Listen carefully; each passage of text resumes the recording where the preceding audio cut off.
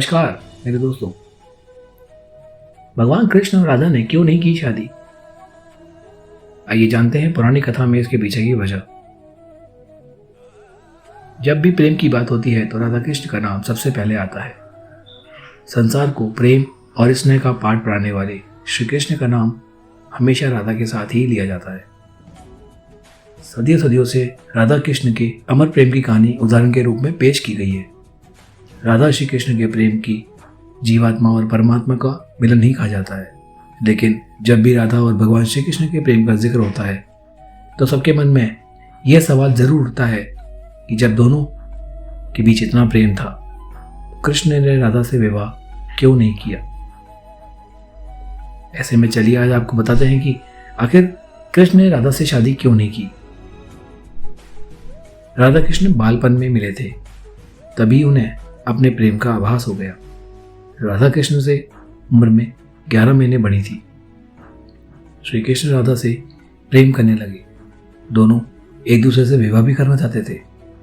तब ये बात राधा के घर वालों को पता चली तो उन्होंने राधा को घर में कैद कर दिया। वह लोग राधा और कृष्ण का विवाह इसलिए भी खिलाफ थे क्योंकि राधा की मंगनी हो चुकी थी। कहा जाता है कि श्री कृष्ण ने राधा रानी से शादी करने की हट कर दी थी। इस पर यशोदा माता और नंद बाबा उन्हें ऋषिगर के पास ले गए। ऋषिगर ने उन्हें भी कान्हा को बहुत समझाया। इसके बाद कान्हा का मथुरा बुलावा आ गया। वे हमेशा के लिए वृंदावन छोड़कर मथुरा चले गए। उन्होंने राधा से वादा किया था कि वे वापस लौटेंगे, लेकिन वे कभी वापस नहीं आए और ना ही राधा जी के मथुरा या द्वारका जाने का जिक्र मिलता है। एक मत यह भी है कि राधा रानी ने श्री कृष्ण से विवाह के लिए मना किया था। राधा यशोदा पुत्र कान्हा से प्रेम करती थी, लेकिन जब वह मथुरा गई तो राधा रानी खुद को महलों के जीवन के लिए उपयुक्त नहीं मानती थी।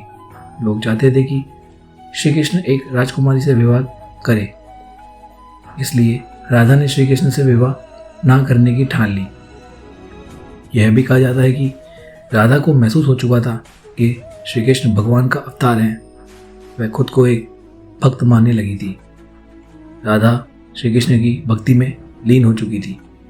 वह भगवान से जब कृष्ण वृंदावन छोड़कर मथुरा चले गए तब राधा के लिए उन्हें देखना और उनसे मिलना और दुर्लभ हो गया। कहते हैं कि राधा और कृष्ण दोनों का पूर्ण मिलन कुरुक्षेत्र में बताया जाता है, जहाँ सूर्य ग्रहण के अवसर पर द्वारिका से कृष्ण और वृंदावन से नंद का साथ राधा आई थी। राधा सिर्फ कृष्ण को देखना और उनसे मिलने ही नंद के साथ गई थी। इसका जिक्र पुराणों में मिलता है।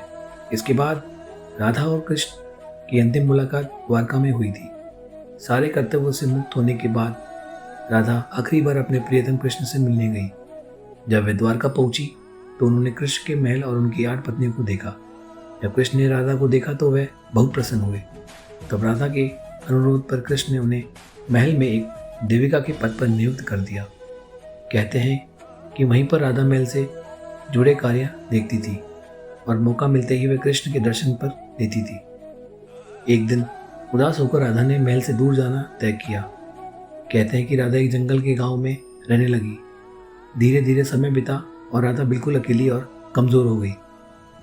उस वक्त उन्हें भगवान श्री कृष्ण की याद आने लगी। आखिरी समय में भगवान श्री कृष्ण उनके सामने आ गए।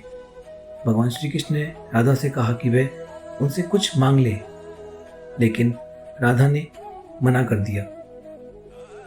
कृष्ण के दोबारा अनुरोध करने पर राधा ने कहा कि वह आखिरी बार उन्हें बांसुरी बजाते देखना चाहती हैं।